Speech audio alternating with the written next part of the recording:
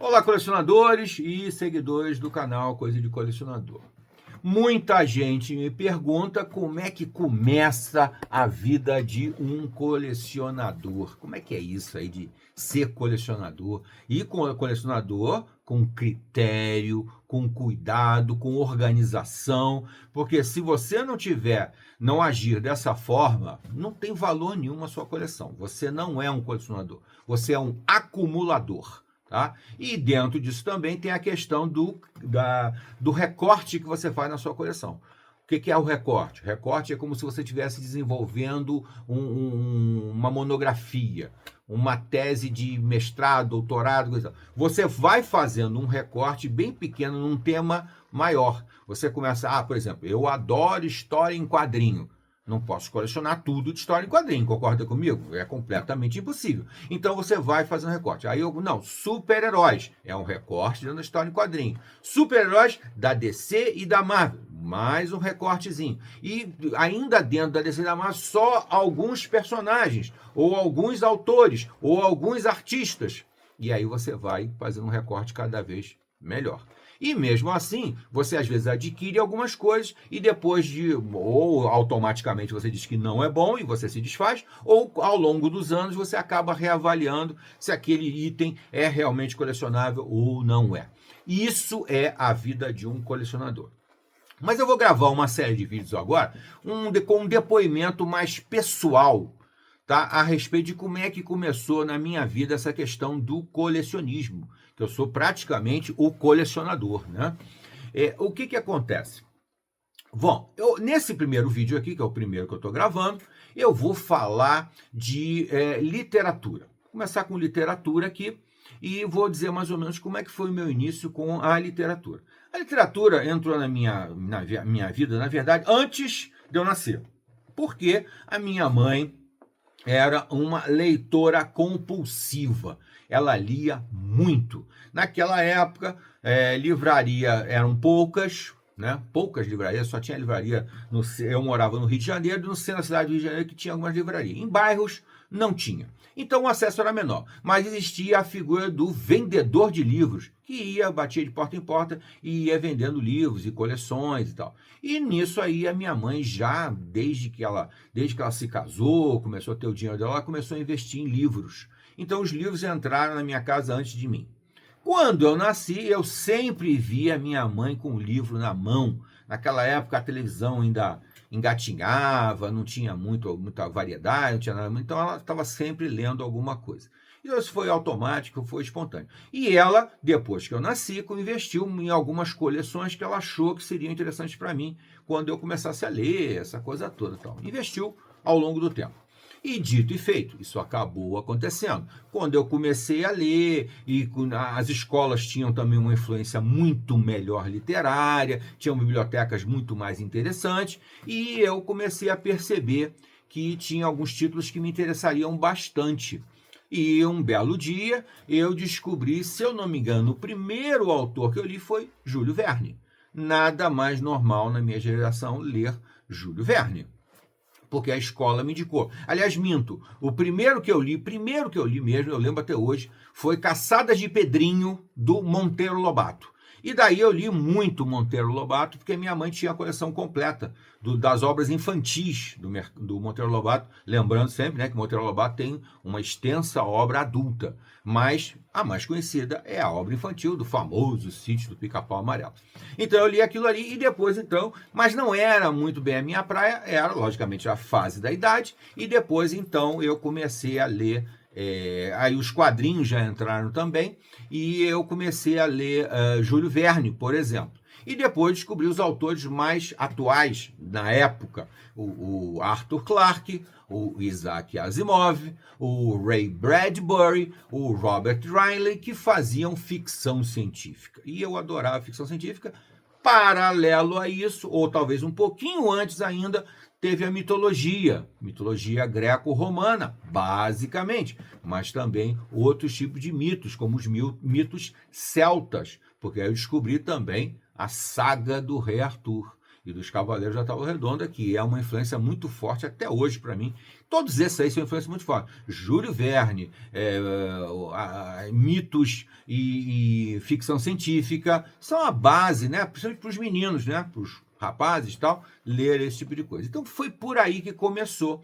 E eu preservando a coleção da minha mãe, que aliás até hoje eu tenho a coleção do Júlio Verne, que ela tinha, a obra completa do Júlio Verne. E alguns livros eu tive, mas alguns eu me desfiz, do Arthur Clarke, do Isaac Asimov, do Ray Bradbury. Ainda tenho guardado alguma coisa deles e alguma coisa do Robert Heinlein também, né? Um Estranho numa Terra Estranha, que é um livro maravilhoso, sensacional. E que são livros que até hoje eu releio. Acho absolutamente. A Morte de Arthur, do Rei Arthur, e outros assim do tipo. Então foi basicamente isso daí que foi me levando para a literatura. Logicamente, com o tempo, eu fui diversificando, fui lendo outros temas, outros assuntos, né? Fui lendo alguma coisa que não passou a ser não ficção, né? Até ali eu só estava lendo ficção. E eu comecei a ler alguns livros não ficção, tal, e a coisa foi indo naturalmente mesmo, tá? Mas então uma boa dica que eu dou para você que é pai, para você que é avô, é você investir nessa modalidade de literatura para tentar trazer o seu garoto, a sua garota, para esse universo. Logicamente, eu estou falando de um universo muito mais masculino, sem dúvida nenhuma. Apesar que as meninas podem gostar também, isso não tem nada demais, tá? Mas para as meninas você tem que ter um enfoque um pouco diferente, né? Aí, logicamente, o Monteiro Lobato dura mais tempo, o Monteiro Lobato infantil dura mais tempo, e você vai ter que investir em alguma coisa um pouco mais romântica, um pouco mais sensível, né? Um pouco mais delicada, que é o que a garotada gosta, né? E são universos que conversam muito entre si. Se você pensar na literatura e nos quadrinhos, nossa, a ligação é quase que direta, quase que objetiva. Se você pensar no melhor do rock, principalmente o rock erudito, mais uma vez uma conexão direta, tanto com a literatura quanto com as histórias em quadrinho. Grandes filmes de cinema, né, foram baseados em história em quadrinho. Meu Deus, O Corvo, né? Meu Deus, agora vai faltar. E vários outros, o filme Watchmen, V de Vingança, tem um monte aí. E na literatura, ainda muito mais, né? Praticamente tudo que o Júlio Verne escreveu virou filme, quase tudo. Arthur Clarke, idem, 2001, Uma Odisseia no Espaço, baseado num livro, A Sentinela, do Arthur Clarke. Isaac Asimov, Eu, Robô, meu Deus, tá? Fundação, um monte de coisa, né? Então, e há uma ligação direta. No rock é a mesma coisa que eu estava falando aqui agora. O Rick Wakeman, por exemplo, que é um dos meus compositores favoritos, escreveu o quê? As Seis Esposas de Henrique VIII, Viagem ao Centro da Terra do Júlio Verne, o Rei Arthur e os Mitos e Lendas do Rei Arthur e os Cavaleiros da Tábua Redonda. Pô, gente, literatura, quadrinho, rock, tá tudo aí conversando. Cinema, tudo isso aí já virou. Passou por isso aí. O Rei Arthur, por exemplo, tem literatura, tem quadrinho, tem cinema, tem até série e tem rock, né? É um universo muito próximo, muito é como se fosse um universo realmente, né? Os planetas rodando em volta do Sol, aquela interação gigantesca que é típica dessas quatro artes, digamos assim. Isso é muito forte mesmo. E você tem várias entradas para esse universo cultural, interessante, que você pode usar para trazer a garotada, que é uma das coisas que mais me preocupa. É você não fazer com que toda essa cultura gigantesca, maravilhosa, que já tem mais de século aí, e se perder. Porque a garotada, hoje em dia, não tem mais esse acesso. Porque o grande problema que a gente reclama muito, né? A geração Z, a geração X, Y, não sei o quê, não tem interesse por nada, mas a culpa é nossa, porque nós não apresentamos isso para eles. Nós, por queremos ser muito liberais, esse negócio do liberal me irrita muito, que é aquele, não posso interferir, ele tem que ter o gosto dele, ele tem que ter a vontade. Acontece que ele só pode ter o gosto dele se você apresentar para ele. Aí ele pode decidir, não, gosto, não gosto. Faz parte da brincadeira. Mas você tem que apresentar, porque senão ele fica submetido apenas ao que interessa aos outros agora. O que interessa a uma grande massa cultural que quer empurrar ideologia.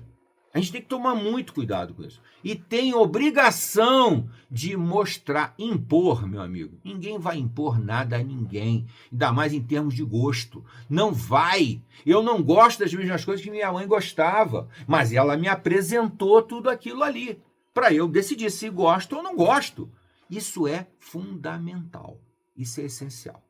Então fica aqui esse meu depoimento sobre o meu início basicamente na literatura, apesar de que eu falei de outros, mas basicamente o meu início na literatura que me transforma um colecionador de livros. Apesar de que livros hoje em dia, por uma questão de espaço, e principalmente com a questão de espaço, é mais fácil você guardar no meio digital, né? Porque são coisas que você só quer ler, né? Então não tem imagem, não tem nada. Então é uma permissão, digamos assim, para você poder ler mais livros do que você tem espaço para guardar, você manter tudo no meio digital, né? Seja lá qual for a plataforma que você goste. Eu, hoje em dia, livros que só tem texto, eu prefiro ter no meio digital, porque eu não tenho mais espaço, né, para guardar, e também o custo, né? O livro digital é muito mais barato do que o livro físico.